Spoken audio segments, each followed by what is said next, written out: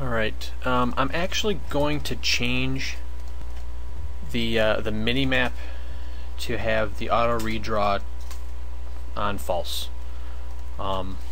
Reason being, I really do think we're going to call the Minimap thing a lot, or more than I had originally planned. So, so we have to go in here again. Whenever you turn off auto redraw, you have to put code in the paint section so that it will draw it in case something sweeps over the top or you move your window around or anything, and it has to redraw a section. So we can just say call draw minimap. Easy enough.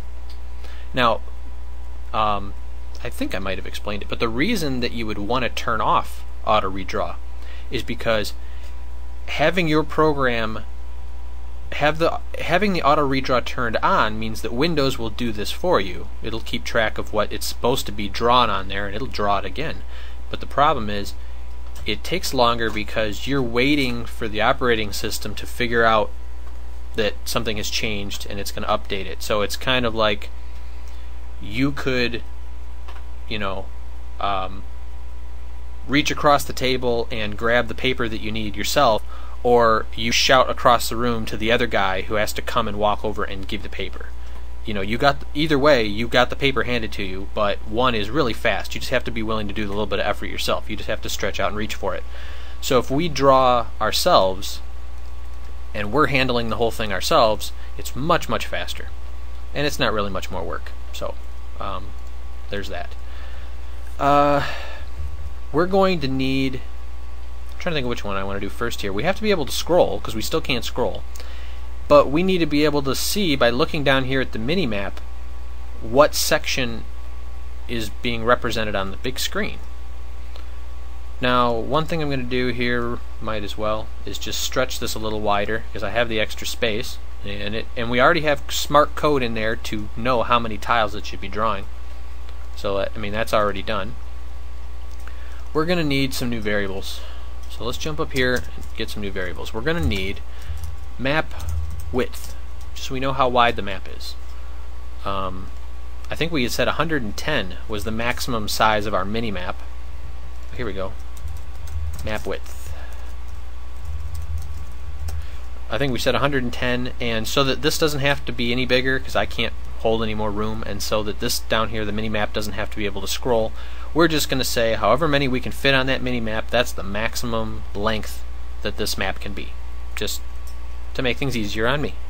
So right here, when the program loads, form load, we're going to set our map width equal to 110, and now whenever we do our loops, instead of 1000, we're going to go to map width. This way, programmatically, you could change it very easily and have a wider map.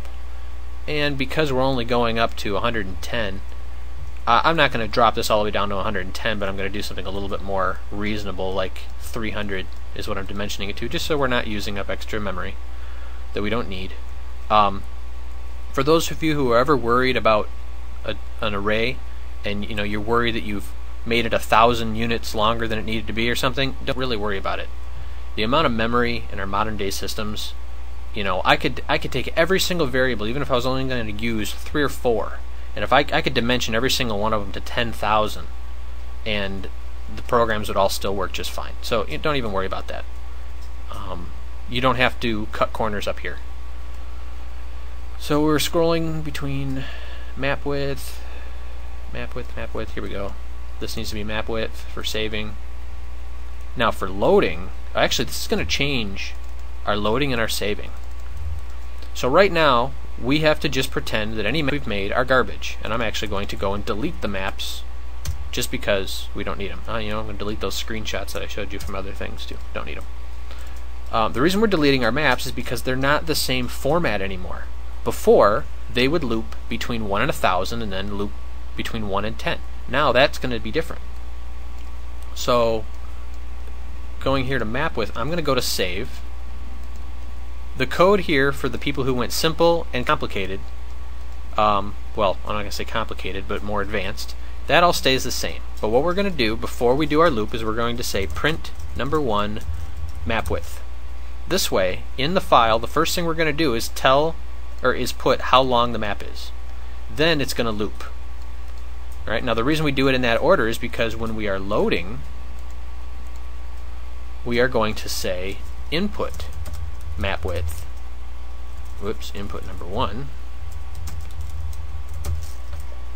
And then it's going to do its normal loop. Now this is important because let's say in the future you have expanded your editor and you can do other cool things with it, and you can pick how wide you want your map to be. What if you save one map and it has a width of 300 and the other map has a width of 500? When it goes to load, it needs to know how many to loop through. Otherwise you're going to get an end of file error. It's going to try to continue to pull more tiles out, and the file's already done. You've hit the end. So first it'll figure out how wide the map is, and then it'll do its normal loop. So let me see, is there any other places where I have looped between 1 and 1,000? Yes, one more place, drawing the minimap. So let me save. I'm just going to make something simple just because I need something to save. We don't have any maps anymore. Okay, that's simple enough, and I save it. We're done. Again, simple code is it just calls it map.txt. Now if I open it in text file, or a notepad, sorry, as a text file, you can see that the first number in there is 110. That is the width of the map, and then this is the loop. Okay. Let's see. Alright, now you see over here, if I grab the edge somewhere along this line, down here on the minimap it stops right here. It would be nice if there was some kind of, let's say, a green box that bordered this, that would just show us at a glance. Right now when we're looking up here, we're actually looking at this box. You know, a lot of games have that. In fact, almost all games have that. If you're playing like StarCraft or something, when you look at the minimap, you can see a square that shows you what your current screen is looking at, so that you can kind of position yourself, or you can get a sense of where you are. So we're going to do that right now. To do that, we need, first of all, a variable to keep track of where we are when we're scrolling. So I'm going to call this one look B. I use, or look A, sorry. I in the Pac-Man video used look A. Oh no, wait, I didn't. Okay. In the RTS challenge video, which you may or may not have watched, I'm going to assume that you have watched it because I made it before I made the Pac-Man one, so I'm just going to convince myself that everybody has watched the videos in the order that I made them. I know that's not true, but the look A and look B are two variables that represent how much you have shifted around the map. That'll make more sense when I put the code in, but we don't need look B because we can't scroll up and down, but we do need look A because we can scroll side to side. So when we draw our minimap, we need to, after we clear it, we're going to have to specify a color. So we're going to say picture 3.4 color equals VB green, and we'll say picture 3.line. We're going to be drawing from look A. Look A happens to be the left side. So when we first start off, the tiles along the left, their x-coordinate is 1. So that would mean look A was equal to 1, which, you know what, I need to initialize that. Let me go to form. Here we go. Look A equals 1. Now we're drawing our minimap. So we say look A times 4 is where we're starting to draw, and we're going to draw it from the top corner. And then we say this one's going to be long, the stuff in here, but the bottom coordinate is going to be 40, and we draw it as a box.